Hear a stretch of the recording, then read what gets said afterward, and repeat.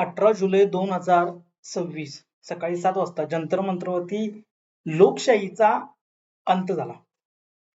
भारत लोकशाही स्वातंत्र्य होऊन एवढे वर्ष गेल्यानंतर सुद्धा आज पुन्हा असं वाटतंय की आज आपण पारतंत्र्यात आहोत किंवा हुकुमशाहीच्या अंडर आहोत. एक माणूस जो विद्यार्थ्यांच्या फ्युचरसाठी तिथं जंतर मंतरवरती उपोषण करत बसलेला, ना की कोणताही स्वतःचा स्वार्थ होता. देशाच्या प्रगतीसाठी काही निर्णय घेणं सगळ्यात महत्वाचं आहे. त्याच्यामधलाच एक म्हणजे कोणत्याही परीक्षेचा पेपर लीक होऊ नयेत, ही सगळ्यात मोठी जबाबदारी आहे आज. आणि ही जबाबदारी फेल होत असलेली जर हे सरकार आणि जे कोण लोक आहेत जे परीक्षा घेतायत, जर ती फेल होत असली तर त्यांनी आपला राजीनामा देणं बंधनकारक आहे. एवढं होऊन सुद्धा कोणीही याच्यावरती काही बोलत नाहीये. बरेच लोक आपापला विचार मांडतायत, सोनम वांगचुक आणि अभिजित दिपके यांना सपोर्ट करतायत, पण ऍक्च्युअली ग्राउंड वरती होतंय काय? पोलीस येत आहेत सकाळी 7 वाजता. सोनम वांगचुक जे पाठीमागल्या 18 दिवसापासून आमरण उपोषणावरती बसलेले आहेत, का तर त्या विद्यार्थ्यांना न्याय भेटावा ज्यांचा आज जीव गेलेला आहे त्या पेपर लीक मुळे. एवढं सगळं होऊन पण पोलीस सकाळी 7 वाजता येऊन सोनम वांगचुक यांना उचलून घेऊन जातात पांढऱ्या कपड्यामध्ये गुंडाळून चक्क.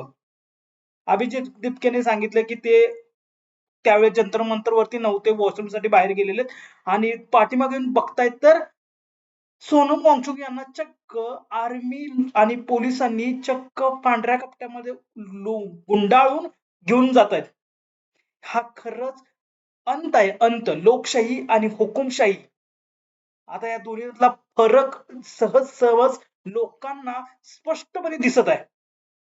बऱ्याच लोकांना वाटत होतं की हे सरकार काहीतरी चांगलं घेऊन आहे, पण अच्छे दिन नहीं आए भाई, बुरे दिन आ चुके हैं. पेट्रोल गाडीत भरायला लागतं 110 रुपये लिटरनं. गॅस आज बनलेला आहे 1100 रुपये गावात, 1500 रुपये शहरात.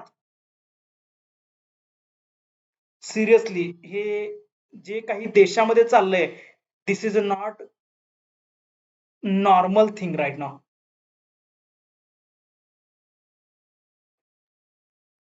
बऱ्याच लोकांनी पाठिंबा तर दिला अभिजित दिपकेला, सोनम वांगचुक यांना, पण याचा परिणाम काय झाला? काय ते शिक्षण मंत्री राजीनामा देत आहेत? नाही, कुणाला कशाचीही पडलेली नाहीये. त्यांचं म्हणणं हेच आहे की आम्ही राजीनामा का देऊ? सिस्टम फेल झालीये. सिस्टम फेल झाली, सिस्टम चालवतोय कोण? हा खरंच भारत देशाचा, भारतातल्या प्रत्येक नागरिकाचा अपमान आहे की कोणीही ज्या गोष्टीसाठी आपण ज्यांना निवडून दिलं, जे जे लोक तिथं बसून ते सिस्टम चालवतील या हिशोबाने निवडून दिलेलं असताना सुद्धा ते म्हणतायत की आम्ही फेल झालेलं नाही, सिस्टम फेल झालीये. मग तुम्ही तिथं करताय काय? जर तुम्हाला सिस्टम चालवण्यासाठी येत नसेल तर तुम्ही तिथून राजीनामा देऊन सरळ साईडला होणं हे सगळ्यात एकमेव मार्ग आहे. बट एवढं सुद्धा होत नसताना सोनम वांगचुक जे 18 दिवस झाले आमरण उपोषणासाठी बसलेले आहेत, त्यांना पोलिसांनी आणि आर्मीनं अशा पद्धतीनं उचलून घेऊन जाणं ही खरंच खूप लाजिरवाणी गोष्ट आहे.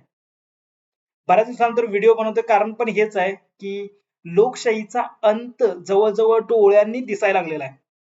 आणि हे जर थांबलं नाही तर नक्कीच सीजेपीची जनता नक्कीच सरकारवरती कशा पद्धतीनं आक्रोश व्यक्त करते हे खरंच खूप डेंजर होणार आहे येणाऱ्या काळात. 20 जुलैला संसदेवरती मोर्चा होणार होता.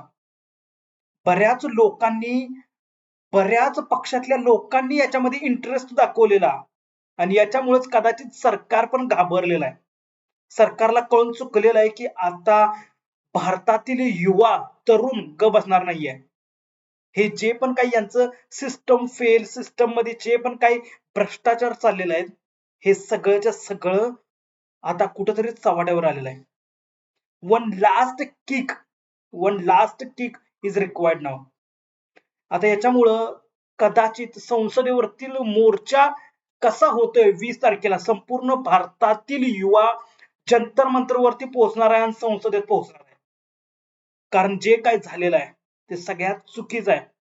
कोणी जर न्यायासाठी जर बसलेला असेल आणि न्याय निवाडा होऊ शकत नाहीये आणि याच्या उलट जबरदस्ती करून जबरदस्ती चुकीच्या गोष्टीने